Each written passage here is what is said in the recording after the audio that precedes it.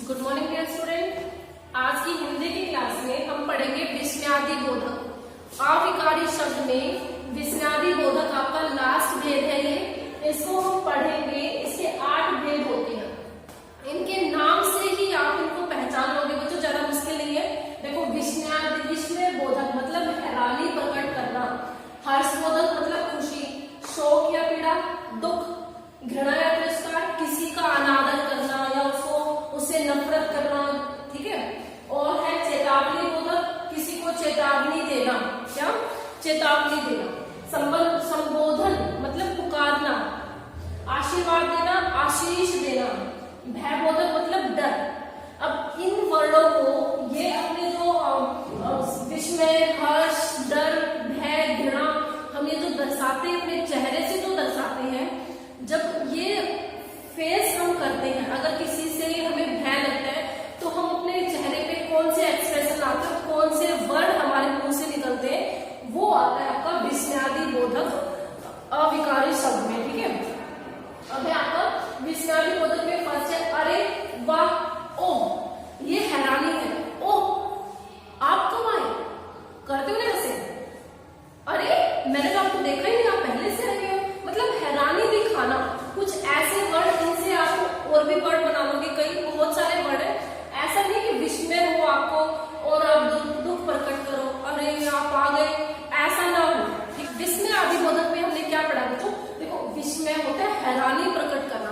आप किसी के प्रति भी हैरानी प्रकट करते हो, अरे आप कब आए, ये इस तरीके के जो शब्द आप बोलते हैं ना, वो आपके हैरानी करने वाले हैं। एक आप बोलो अरे आप कब आए, मतलब वहां पे आपने क्या दिखाया था आपने शो, लेकिन वर्ड वो था आश्चर्य प्रकट करना था, ठीक है। आश्चर्य प्रकट करने के जो शब्द होते हैं वो होते हैं अरे, वाह, ओ, ठीक है। नेक्स्ट है हर्ष बोधक। अब किसी की शादी में गए बोलो हे भगवान इनकी शादी है आज, क्या बोलते हैं वहां पे, कौन सा आएगा, वहां पे शोक प्रकट कर दिया आपने। लेकिन जहां पे जोन सा भी विस्मयादि बोधक आप वर्ड प्रकट करोगे, जो वर्ड आप यूज करोगे, उसी से आपका पता चलेगा कि आपको इसको देखकर खुशी हो रही है नहीं हो रही। अगर आप ये कहते हो कि हे भगवान इसकी शादी आज, तो आपको क्या करेंगे, भाई आपको क्यों दुख हो रहा है, इसकी शादी है, तो बोलते हो, तो वो क्या है आपका, वो इसी के आपके जो चेहरे के हाव भाव है, जो आपके विस्मयादि बोधक जो चिन्ह आप चेहरे पर लेकर आते हो, उसी से पता चलता है। और जो वर्ड यूज करते हो उनसे पता चलता है कि आपने कौन सा खुशी जताई है, शोक जताया, नफरत करते हो, ठीक है। नेक्स्ट है हमारा शोक या पीड़ा बोधक, दुख। आप सेम बात मुकाबला होगी, किसी के अगर किसी की डेथ होगी, अरे मर गया ये, तो क्या होगा, मतलब आप अपने नेचर से विपरीत अगर कोई भी आप दर्शाते हो, चेहरे से भाव दर्शाते हो, वो अच्छा नहीं होगा, ठीक है। तो उनके लिए कौन कौन से, उनके लिए अलग अलग शब्द दिए गए हैं हिंदी शब्दकोश में कि आपको वहां पे इस तरीके के वर्ड यूज करने हैं, ठीक है। तो हे राम, हे भगवान, बहुत दुख हुआ जान करके इसके साथ ऐसी घटना हुई, तो जहां दुख प्रकट करते हैं वहां पे वैसे ही वर्ड और वैसे ही हाव भाव आपके चेहरे पे आने चाहिए। अच्छा चलो देखो, एक और वर्ड है आपका घृणा या तिरस्कार। घृणा या तिरस्कार, अगर आप किसी से नफरत करते हो तो वो आपके चेहरे पे साफ नजर आ जाएगा कि हाँ भाई ये इससे नफरत कर रहा है, दूसरा भी पहचान लेगा। अगर कहीं गंदगी पड़ी है तो वहां से आप छी या थू करके निकलते हो, देखो कितना गंदा है ना, और आपके भाव भी आपके चेहरे पे वैसे ही आते हैं।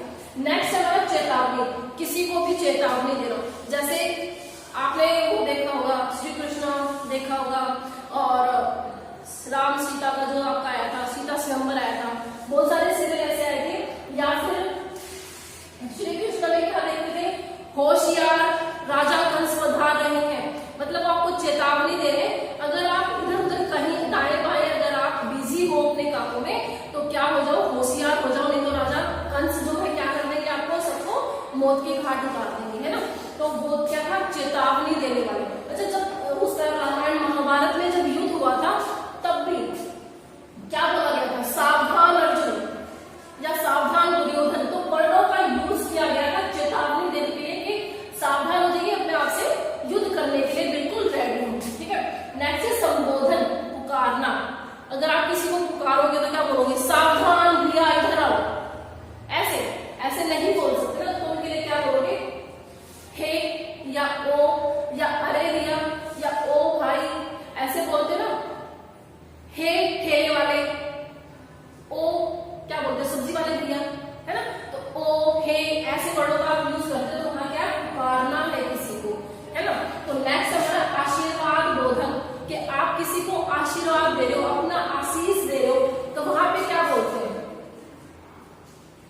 हे राम चल मैं तुझे आशीर्वाद देता हूं, तो खुश रहे, या फिर जियो या खुश रहो। ऐसे वर्ड ही निकलते हैं जब आप किसी के चरण स्पर्श करते हो, क्या कहते हैं, खुश रहो बच्चा, या आपकी उम्र लंबी हो। इसी तरीके के जो शब्द है आशीर्वाद के रूप में आपके निकलते हैं।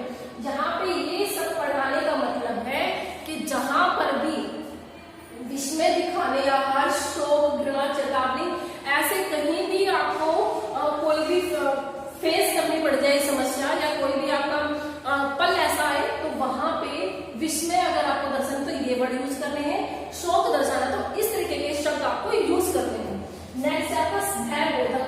अगर आप डरे हुए हो तो क्या कहोगे, बाप रे चोर आ गया, भागो, ऐसे भूत आया, भागो भूत आया। फिल्म में भी आया था ना, भागो भूत आया। तो वहां पे अगर आप डरोगे नहीं और हंसोगे, भागो भूत आया, तो वो आपका आपके चेहरे के, आपके जो एक्सप्रेशन है उसके विपरीत हो जाएगा बच्चों। तो जैसा आप उस समय पे फील कर रहे हो, वैसे ही हाव भाव आपके चेहरे पे आ जाते हैं, और उसी टाइप के जो वर्ड आपके निकलते हैं वो दर्शाते हैं क्या, विस्मयादि बोधक अविकारी शब्द। तो ये आपका छोटा सा चैप्टर था, रहता था, ये आपका पार्ट पूरा हो गया है।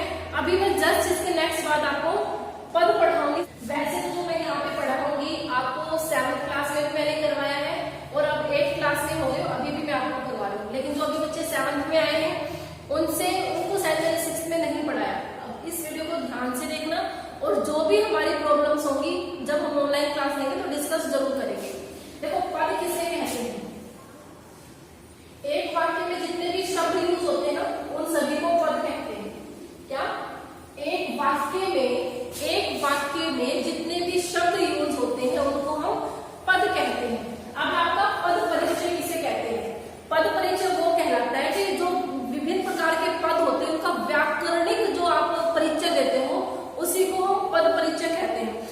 देखिए बच्चों, जो हमने अभी जो आपके सामने एक वाक्य लिया है, इसमें जितने भी शब्द हैं, जितने भी शब्द यूज हुए हैं वो सारे हैं पद। अब हम इनका बारी बारी से व्याकरणिक परिचय देंगे कि दिल्ली क्या है, कौन सी संज्ञा है, या सर्वनाम है, या विशेषण है, या फिर काल है, या क्रिया है। ये सारे वर्ड हम इसको बताएंगे, इसका परिचय जब देंगे तो वो होता है व्याकरणिक परिचय देना। अब दिल्ली यहाँ पे क्या है, संज्ञा हो गया आपका, और संज्ञा के साथ साथ दिल्ली एक व्यक्तिवाचक संज्ञा है। व्यक्तिवाचक संज्ञा हो गया क्योंकि प्रॉपर नाम दिया। अब देखो राजधानी क्या है, राजधानी जातिवाचक संज्ञा है, लेकिन दिल्ली व्यक्तिवाचक संज्ञा है।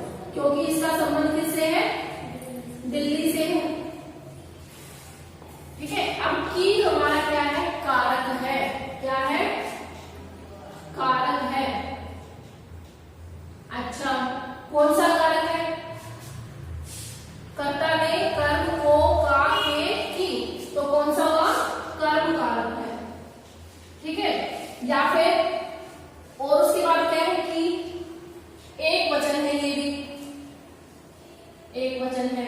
अच्छा बताइए पुल्लिंग है स्त्रीलिंग है? स्त्रीलिंग है।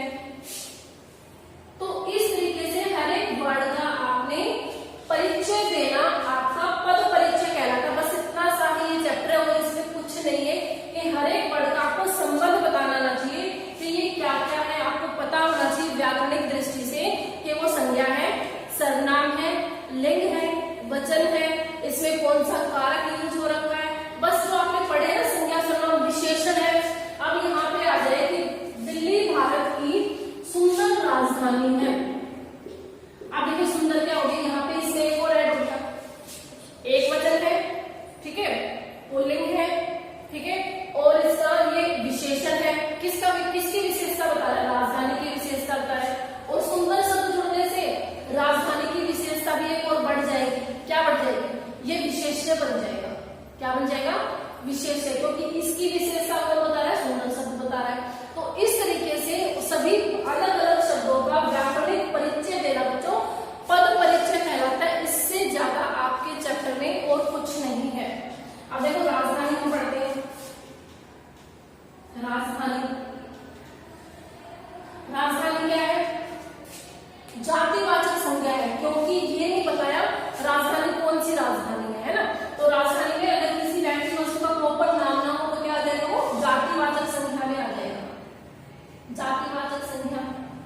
अच्छा आप सर्वनाम सोचिए, क्या ये सर्वनाम हो सकता है? नहीं हो सकता। उसके बाद क्या है? लिंग। लिंग में कौन सा आएगा? एक वचन, पुल्लिंग है स्त्रीलिंग है? स्त्रीलिंग है। अच्छा हमने क्या पढ़ लिया? संज्ञा सर्वनाम लिंग पढ़ लिया। अब हम पढ़ेंगे वचन। वचन में कौन सा वचन है? एक वचन है। अच्छा और क्या हो सकता है इसका? इसका कोई संबंध कारक हो सकता है? नहीं हो सकता। तो इसका व्याकरणिक परिचय क्या है? सिर्फ इतना है। तो हर एक पद का आपने हर एक शब्द से जोड़ जोड़ कर निकालना है। तो अब मैं सुंदर का भी बता देती हूँ आपको। देखो सुंदर क्या है? सुंदर क्या है आपका? भाव।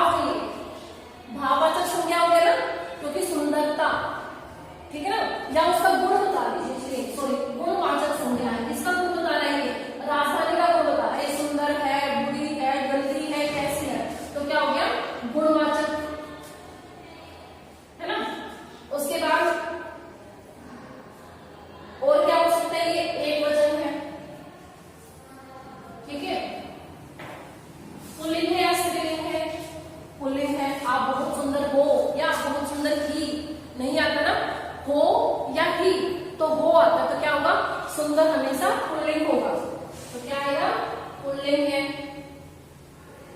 उसके बाद सबसे मेन बात, सुंदर यहाँ पे राजधानी की विशेषता बता रहे। तो ये यहाँ पे क्या है? विशेषण भी है।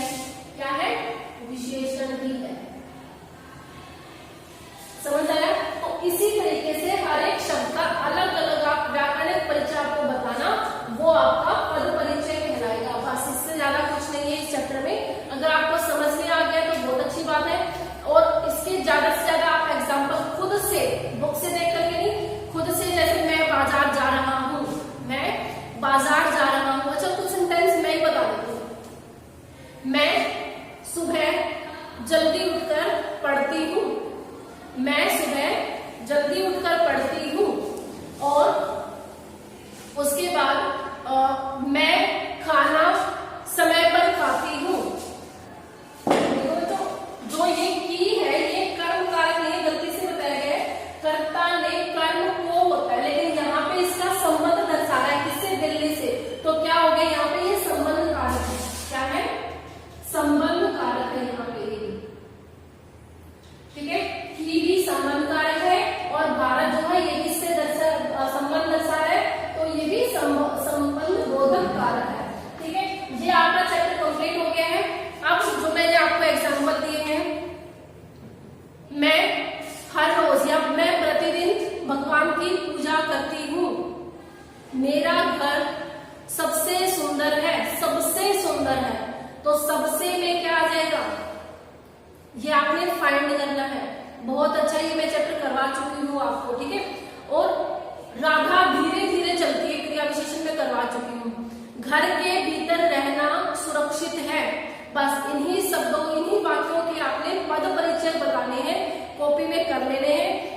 भी कॉपी चेकिंग के लिए आएगी तो आप मेरे पास ये आपका सारा काम होना चाहिए, ठीक है। और दूसरी बात, जब नेक्स्ट क्लास